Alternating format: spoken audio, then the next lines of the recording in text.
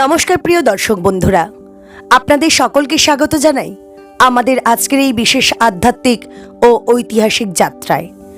আজ আমরা প্রবেশ করতে চলেছি ভারতের অন্যতম রহস্যময়, অলৌকিক এবং শক্তিশালী তীর্থক্ষেত্রের ভিতরে। এমন এক মন্দির যেখানে দেবী নিজে বিরাজ করেন শক্তিরূপে। এমন এক স্থান যেখানে যুগ যুগ ধরে সাধক, তান্ত্রিক, ঋষিমুনি এবং সাধারণ মানুষ এসে খুঁজে পেয়েছেন আশীর্বাদ, শক্তি এবং অলৌকিক অভিজ্ঞতা। আজকের এই ভিডিওতে আমরা জানব আসামের নীলাচল পাহাড়ের বুকে অবস্থিত বিখ্যাত কামাখ্যা মন্দিরের সম্পূর্ণ ইতিহাস। কে ছিলেন দেবী কামাখ্যা? কেন এই মন্দিরকে ভারতের সবচেয়ে রহস্যময় শক্তিপীঠ বলা হয়? কিভাবে সৃষ্টি হয়েছিল এই পবিত্র স্থান? কেন এখানে প্রতি বছর রক্তের মতো লাল হয়ে যায় নদীর জল? আর কেন আজও তান্ত্রিক সাধনার প্রধান কেন্দ্র হিসেবে পরিচিত এই মন্দির? তাহলে চলুন শুরু করা যাক আজকের এই রহস্যময় যাত্রা। পুরাণ অনুযায়ী বহু হাজার বছর আগে দেবতাদের মধ্যে অসুরদের অত্যাচার ক্রমশ বেড়ে চলেছিল। সেই সময় সমগ্র বিশ্বজগতের ভারসাম্য রক্ষা করার জন্য আদ্যাশক্তি নিজেই মানবরূপে জন্মগ্রহণ করার সিদ্ধান্ত নেন। রাজা দক্ষ প্রজাপতির ঘরে জন্ম নেন এক অতুলনীয় সুন্দরী কন্যা। তার নাম রাখা হয় সতী। ছোটবেলা থেকেই সতী ছিলেন ভগবান শিবের পরম ভক্ত। অন্যদিকে দক্ষ প্রজাপতি ছিলেন অত্যন্ত অহংকারী এবং তিনি কখনোই শিবকে পছন্দ করতেন না, কারণ শিব ছিলেন ভস্ম মাখা জটাধারী শ্মশানবাসী। রাজকীয় জীবনযাত্রা তার ছিল না। দক্ষ মনে করতেন শিব কোনোভাবেই তার কন্যার যোগ্য নন, কিন্তু সতী মনে প্রাণে শিবকেই নিজের স্বামী হিসেবে গ্রহণ করেছিলেন। কঠোর তপস্যার মাধ্যমে তিনি শিবকে সন্তুষ্ট করেন।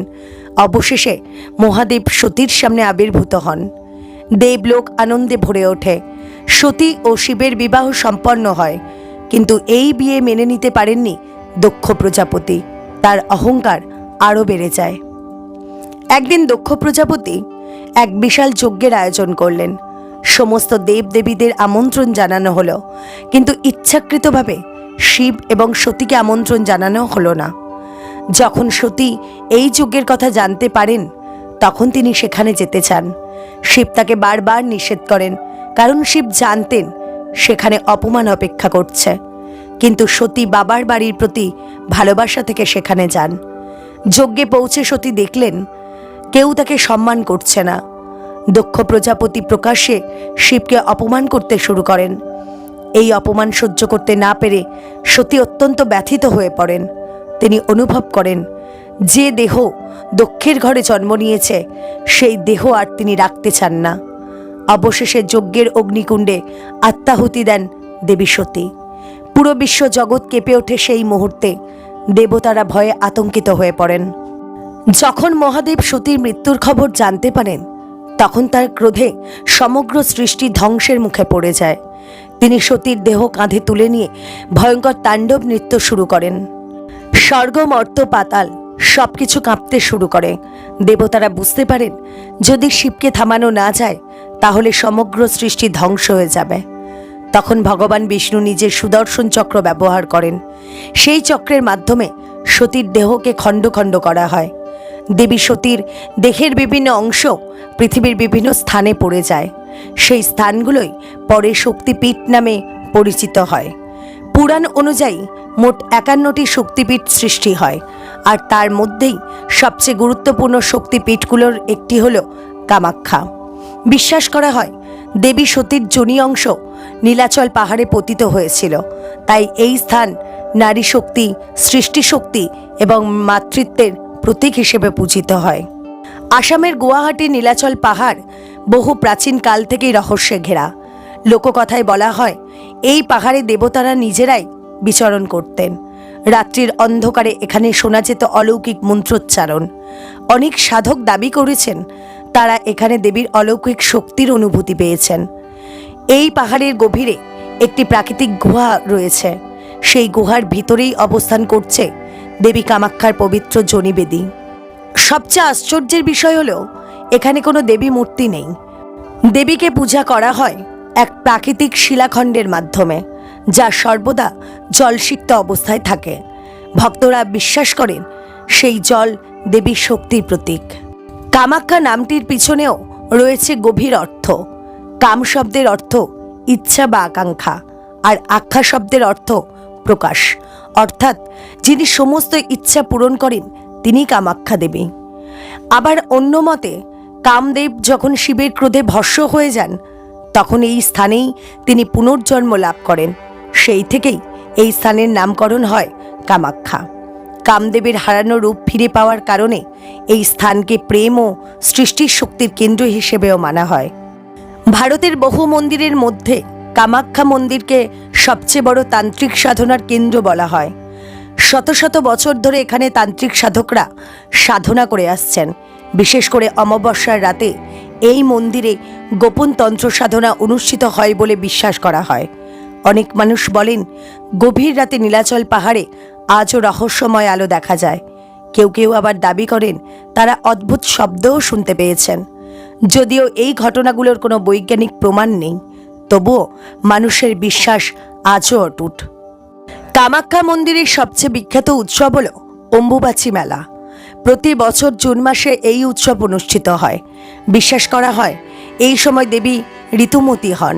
তখন মন্দির 3 দিনের জন্য বন্ধ থাকে। সবচেয়ে আশ্চর্যের বিষয় হলো এই সময় মন্দিরের ভেতরের জল লাল রং ধারণ করে। অনেক ভক্ত এটিকে দেবীর অলৌকিক শক্তি বলে মনে করেন। 3 দিন পর মন্দির খুললে হাজার হাজার ভক্ত সেখানে ভিড় জমান। দেবীর আশীর্বাদ পাওয়ার জন্য মানুষ দূর দূরান্ত থেকে আসেন। এবার আমরা জানব কিভাবে তৈরি হয়েছিল বর্তমান কামাখ্যা মন্দির, কোন কোন রাজা এই মন্দির নির্মাণ ও পুনর্নির্মাণ করেছিলেন, কেন এই মন্দির বহুবার ধ্বংসের মুখে পড়েছিল এবং কিভাবে যুগের পর যুগ ধরে এই শক্তিপীঠ নিজের মহিমা বজায় রেখেছে। আজকের আসাম অঞ্চল বহু হাজার বছর আগে কামরূপ রাজ্য নামে পরিচিত ছিল। এই রাজ্য ছিল অত্যন্ত শক্তিশালী এবং সমৃদ্ধ। পুরাণে বলা হয়েছে এই ভূমি ছিল দেবতাদের আশীর্বাদ পুষ্ট। চারিদিকে ঘন জঙ্গল, বিশাল নদী, পাহাড় এবং রহস্যময় গুহায় ভরা ছিল এই অঞ্চল। বহু ঋষিমুনি এখানে তপস্যা করতেন। কামরূপ নামটির সঙ্গেও জড়িয়ে আছে এক রহস্যময় কাহিনী।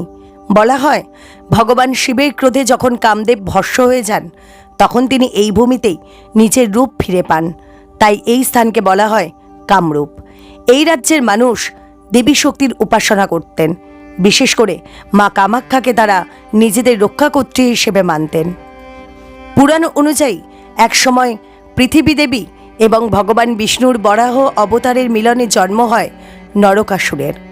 ছোটবেলায় নরকাসুর ছিলেন অত্যন্ত শক্তিশালী এবং বুদ্ধিমান, কিন্তু ধীরে ধীরে অসুরদের প্রভাবে তিনি অত্যাচারী হয়ে ওঠেন। ক্ষমতার লোভ তাকে অন্ধ করে দেয়। নরকাসুর কামরূপ রাজ্যের রাজা হন। তিনি চেয়েছিলেন এমন এক শক্তি অর্জন করতে যা তাকে অমর করে তুলবে। সেই কারণে তিনি মা কামাখ্যার কঠোর উপাসনা শুরু করেন। দিনের পর দিন, রাতের পর রাত তিনি তপস্যা করতে থাকেন।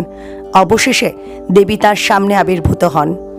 দেবী তাকে আশীর্বাদ করেন, কিন্তু সতর্কও করে দেন অহংকার যেন কখনো তার মনকে গ্রাস না করে।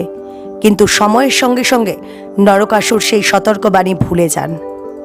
একদিন নরকাসুর দেবী কামাখ্যাকে বিয়ে করার ইচ্ছা প্রকাশ করেন। দেবী বুঝতে পারেন নরকাসুরের মধ্যে অহংকার জন্ম নিয়েছে, তাই তিনি একটি শর্ত দেন। দেবী বলেন যদি 1 রাতের মধ্যে নীলাচল পাহাড়ে একটি বিশাল মন্দির, রাস্তা এবং সিঁড়ি তৈরি করা যায় তাহলেই তিনি বিয়ে করবেন। নরকাসুর নিজের অসুর শক্তি ব্যবহার করে রাতারাতি কাজ শুরু করে দেন। অসংখ্য অসুর সেই নির্মাণ কাজে লেগে পড়ে। মন্দির প্রায় সম্পূর্ণ হয়ে গিয়েছিল। তখন দেবী একটি কৌশল করেন। তিনি একটি মোরগ সৃষ্টি করেন। সেই মোরগ ভোর হওয়ার আগেই ডেকে ওঠে। নরকাসুর মনে করেন সকাল হয়ে গিয়েছে, তাই তিনি কাজ বন্ধ করে দেন। পরে বুঝতে পারেন তাকে প্রতারণা করা হয়েছে। রাগে ক্রুদ্ধ হয়ে তিনি সেই মোরগকে হত্যা করেন। আজও সেই স্থান কুকুরা কাটা নামে পরিচিত বলে অনেকে বিশ্বাস করেন। ধীরে ধীরে নরকাসুর অত্যন্ত নিষ্ঠুর হয়ে ওঠেন। দেবতা এবং সাধারণ মানুষ সবাই তার অত্যাচারে অতিষ্ঠ হয়ে পড়েন। অবশেষে ভগবান শ্রীকৃষ্ণ তার বিরুদ্ধে যুদ্ধ ঘোষণা করেন। ভয়ঙ্কর যুদ্ধ শুরু হয়। বহু দিন ধরে যুদ্ধ চলার পর শ্রীকৃষ্ণ নরকাসুরকে বধ করেন। মৃত্যুর আগে নরকাসুর নিজের ভুল বুঝতে পারেন। তিনি ভগবানের কাছে ক্ষমা চান। শ্রীকৃষ্ণ তাকে আশীর্বাদ করেন যে মানুষ তাকে চিরকাল স্মরণ করবে। আজও দীপাবলির আগের দিন নরক চতুর্দশী সেই ঘটনার স্মৃতি বহন করে। ইতিহাসবিদদের মতে প্রাচীন কামাখ্যা মন্দির বহু শতাব্দী আগে নির্মিত হয়েছিল। যদিও সঠিক সময় নিয়ে বিভিন্ন মত রয়েছে, তবে মনে করা হয় গুপ্ত যুগের আগেই এখানে শক্তি পূজা শুরু হয়েছিল। প্রথম দিকের মন্দির ছিল অপেক্ষাকৃত ছোট, কিন্তু তার আধ্যাত্মিক গুরুত্ব ছিল অপরিসীম। দূর দূরান্ত থেকে সাধকরা এখানে আসতেন। মন্দিরের চারপাশে ছিল ঘন জঙ্গল। রাতে সাধারণ মানুষ সেখানে যেতে ভয় পেতেন, কারণ লোকমুখে প্রচলিত ছিল সেখানে অলৌকিক শক্তির উপস্থিতি রয়েছে। সময়ের সঙ্গে সঙ্গে বহুবার আক্রমণের মুখে পড়ে কামাখ্যা মন্দির। সবচেয়ে ভয়ঙ্কর আক্রমণ ঘটে ষোড়শ শতকে।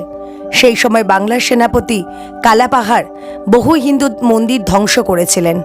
তার আক্রমণ থেকে রক্ষা পায়নি কামাখ্যা মন্দিরও।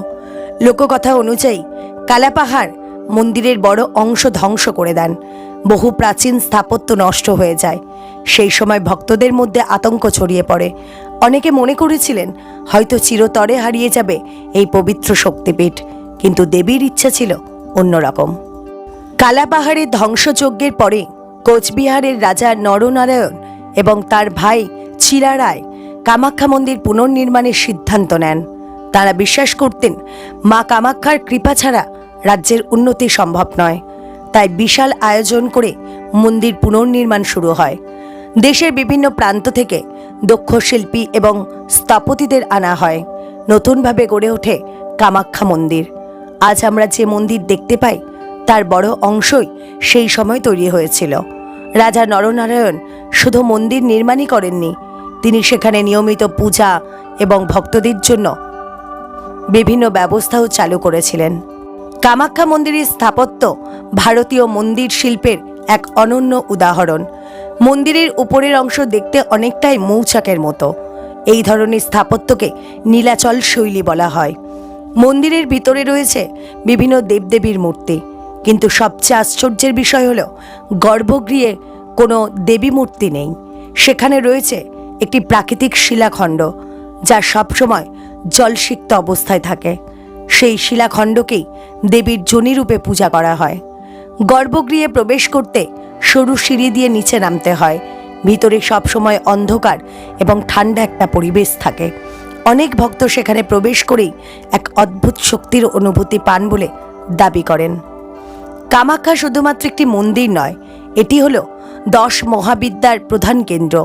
নীলাচল পাহাড়ের চারপাশে দেবীর 10টি ভিন্ন রূপের মন্দির রয়েছে, যেমন তারা, ছিন্নমস্তা, ভৈরবী, ধূমাবতী, বগলামুখী প্রভৃতি। তান্ত্রিক সাধনার জন্য এই স্থান অত্যন্ত গুরুত্বপূর্ণ বলে মনে করা হয়। অনেক সাধক বিশ্বাস করেন এই পাহাড়ের প্রতিটি অংশেই দেবীর শক্তি বিরাজ করে। মন্দিরের সবচেয়ে রহস্যময় অংশ হলো গর্ভগৃহ। সেখানে সবসময় একটি প্রাকৃতিক ঝর্ণা থেকে জল বের হয়। আশ্চর্যের বিষয়, গরমকাল, শীতকাল কিংবা বর্ষাকাল সব সময়ই সেই জল প্রবাহিত হতে থাকে। কেউ কেউ মনে করেন এটি একটি প্রাকৃতিক জলধারা, আবার ভক্তরা বিশ্বাস করেন এটি দেবীর অলৌকিক শক্তির প্রতীক। অম্বুবাচী মেলার সময় এই জল লালচে রং ধারণ করে বলে অনেকের দাবি। এই ঘটনায় কামাখ্যা মন্দিরকে আরও রহস্যময় করে তুলেছে। বহু শতাব্দী ধরে কামাখ্যা মন্দির সাধক এবং তান্ত্রিকদের প্রধান কেন্দ্র হিসেবে পরিচিত। ভারতের বিভিন্ন প্রান্ত থেকে সাধকরা এখানে আসেন। কেউ ধ্যান করেন, কেউ তপস্যা করেন, আবার কেউ গোপন সাধনায় লিপ্ত থাকেন। অনেক সাধক বিশ্বাস করেন সত্যিকারের একাগ্রতা নিয়ে এখানে সাধনা করলে দেবী নিজে আশীর্বাদ প্রদান করেন। এই কারণেই আজও কামাখ্যা মন্দির রহস্য এবং আধ্যাত্মিক শক্তির কেন্দ্র হিসেবে সমগ্র বিশ্বে পরিচিত। এবার আমরা জানব কেন কামাখ্যা মন্দিরকে ভারতের সবচেয়ে বড় তন্ত্র সাধনার কেন্দ্র বলা হয়। কে ছিলেন সেই অঘরী সাধকরা? কেন গভীর রাতে নীলাচল পাহাড়ে আজও তন্ত্র সাধনা হয় বলে বিশ্বাস করা হয়? কি সেই গোপন শক্তি যার জন্য পৃথিবীর নানা প্রান্ত থেকে সাধকরা ছুটে আসেন কামাখ্যায়? আজকের দিনে তন্ত্র শব্দটি শুনলেই অনেক মানুষ ভয় পেয়ে যান। কেউ মনে করেন এটি কালো জাদু, আবার কেউ মনে করেন এটি অলৌকিক শক্তির খেলা। কিন্তু প্রকৃত অর্থে তন্ত্র হলো আত্মশক্তিকে জাগ্রত করার এক বিশেষ সাধনা পদ্ধতি। প্রাচীন ভারতে তন্ত্র সাধনা ছিল অত্যন্ত গোপন এবং কঠিন বিদ্যা। এই সাধনার মাধ্যমে মানুষ নিজের ভিতরের শক্তিকে উপলব্ধি করার চেষ্টা করতেন। তন্ত্রের মূল উদ্দেশ্য ছিল আত্মার মুক্তি এবং দেবী শক্তিকে অনুভব করা। কামাখ্যা মন্দির সেই তন্ত্র সাধনার অন্যতম প্রধান কেন্দ্র হিসেবে পরিচিত। কেন কামাখ্যা তন্ত্রের কেন্দ্র? পুরাণ অনুযায়ী দেবী সতীর যোনি অংশ এখানে পতিত হয়েছিল, তাই এই স্থান নারী শক্তি এবং সৃষ্টি শক্তির প্রতীক হিসেবে পূজিত হয়। তন্ত্রশাস্ত্রে নারী শক্তিকে সর্বোচ্চ শক্তি হিসেবে মানা হয়। সেই কারণেই কামাখ্যা তান্ত্রিকদের কাছে অত্যন্ত পবিত্র স্থান। অনেক সাধক বিশ্বাস করেন এই মন্দিরে এমন এক শক্তি বিরাজ করে যা অন্য কোথাও অনুভব করা যায় না। বিশেষ করে অমাবস্যার রাত, কালী পুজো এবং অম্বুবাচীর সময় এখানে অসংখ্য তান্ত্রিক সাধক এসে সাধনা করেন। কামাখ্যা মন্দিরের সঙ্গে সবচেয়ে বেশি জড়িয়ে আছে অঘরী সাধকদের নাম। অঘরীরা সাধারণ মানুষের মতো জীবনযাপন করেন না। তারা শ্মশান, গুহা কিংবা নির্জন জঙ্গলে বাস করেন। শরীরে ভস্ম মাখেন, জটা রাখেন এবং কঠোর সাধনা করেন। লোকমুখে প্রচলিত আছে অনেক অঘরী সাধক নাকি অলৌকিক শক্তির অধিকারী ছিলেন। কেউ কেউ ভবিষ্যৎ বলতে পারতেন, আবার কেউ নাকি মানুষের মনের কথা বুঝতে পারতেন। যদিও এই সব ঘটনার বৈজ্ঞানিক কোনো প্রমাণ নেই, তবুও মানুষের বিশ্বাস আজও অটুট। অনেক ভক্ত বলেন তারা নিজের চোখে গভীর রাতে নীলাচল পাহাড়ে অদ্ভুত তন্ত্র সাধনা হতে দেখেছেন। বিশ্বাস করা হয় কামাখ্যা মন্দিরে আজও কিছু গোপন তন্ত্র সাধনা অনুষ্ঠিত হয়, যা সাধারণ মানুষের চোখের আড়ালে করা হয়। বিশেষ করে অমাবস্যার রাতে অনেক সাধক পাহাড়ের নির্জন স্থানে ধ্যান ও সাধনায় বসেন। তারা বিশ্বাস করেন এই সময় দেবীর শক্তি সবচেয়ে বেশি সক্রিয় থাকে। অনেক সাধক বছরের পর বছর কঠোর ব্রত পালন করেন। কেউ নির্জনে থাকেন, কেউ আবার দিনের পর দিন উপবাস করে সাধনা করেন। তাদের লক্ষ্য একটাই, দেবীর কৃপা লাভ করা। তন্ত্রশাস্ত্রে দেবীর 10টি বিশেষ রূপকে বলা হয় 10 মহাবিদ্যা। কামাখ্যা মন্দির সেই 10 মহাবিদ্যার প্রধান কেন্দ্রগুলোর একটি। দেবীর এই 10টি রূপ হল কালী, তারা, ষোড়শী, ভুবনেশ্বরী, ছিন্নমস্তা, ভৈরবী, ধূমাবতী, বগলামুখী, মাতঙ্গী এবং কমলা। নীলাচল পাহাড়ের চারপাশে এই দেবীদের বিভিন্ন মন্দির রয়েছে। অনেক সাধক বিশ্বাস করেন প্রতিটি রূপের মধ্যে আলাদা শক্তি এবং আলাদা সাধনার পথ লুকিয়ে আছে। 10 মহাবিদ্যার মধ্যে অন্যতম রহস্যময় রূপ হলেন মা ছিন্নমস্তা। লোককথা অনুযায়ী একদিন দেবীর সঙ্গিনীরা অত্যন্ত ক্ষুধার্ত হয়ে পড়েন। তখন দেবী নিজের মাথা নিজেই কেটে দেন এবং তার শরীর থেকে বের হওয়া রক্ত দিয়ে সঙ্গিনীদের ক্ষুধা মেটান। এই কাহিনী আত্মত্যাগ এবং শক্তির প্রতীক হিসেবে দেখা হয়। কামাখ্যার বহু সাধক মা ছিন্নমস্তার সাধনা করেন বলে বিশ্বাস করা হয়। অনেক মানুষ মনে করেন কামাখ্যা মন্দিরে কালো জাদু করা হয়, কিন্তু প্রকৃতপক্ষে তন্ত্র সাধনার মূল উদ্দেশ্য কখনোই অন্যের ক্ষতি করা নয়। সত্যিকারের তন্ত্র হল আত্মশক্তিকে জাগ্রত করার পথ। কিছু অসাধু ব্যক্তি নিজের স্বার্থে তন্ত্রের ভুল ব্যবহার করলেও প্রকৃত সাধকরা সর্বদাই মানব কল্যাণের কথা ভাবেন। কামাখ্যার বহু সাধক মানুষের উপকারের জন্য সাধনা করেন বলে বিশ্বাস করা হয়। প্রত্যেক সতীপীঠের সঙ্গে একজন ভৈরব যুক্ত থাকেন। কামাখ্যার ভৈরব হলেন উমানন্দ। তান্ত্রিক সাধনায় ভৈরবের বিশেষ গুরুত্ব রয়েছে। অনেক সাধক প্রথমে ভৈরবের পূজা করেন, তারপর দেবীর সাধনা শুরু করেন। বিশ্বাস করা হয় ভৈরব দেবীর শক্তিকে রক্ষা করেন। নীলাচল পাহাড়ে বহু প্রাচীন গুহা রয়েছে। কিছু গুহা সাধারণ মানুষের জন্য বন্ধ রাখা হয়েছে। লোককথায় বলা হয় সেই গুহাগুলোতে একসময় মহান সাধকরা তপস্যা করতেন। অনেকে বিশ্বাস করেন আজও কিছু গোপন সাধনা সেই গুহাগুলোতে অনুষ্ঠিত হয়।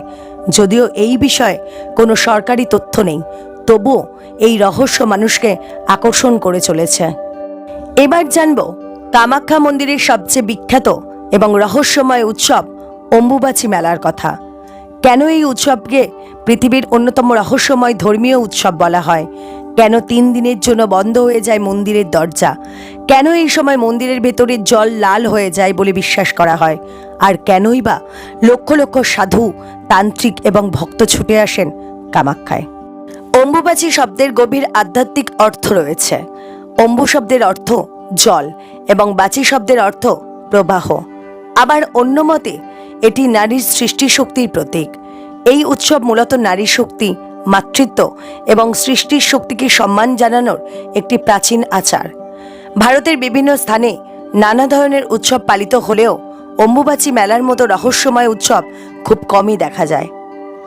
প্রতি বছর জুন মাসে আষাঢ় মাসের নির্দিষ্ট সময়ে কামাখ্যা মন্দির টানা 3 দিনের জন্য বন্ধ থাকে।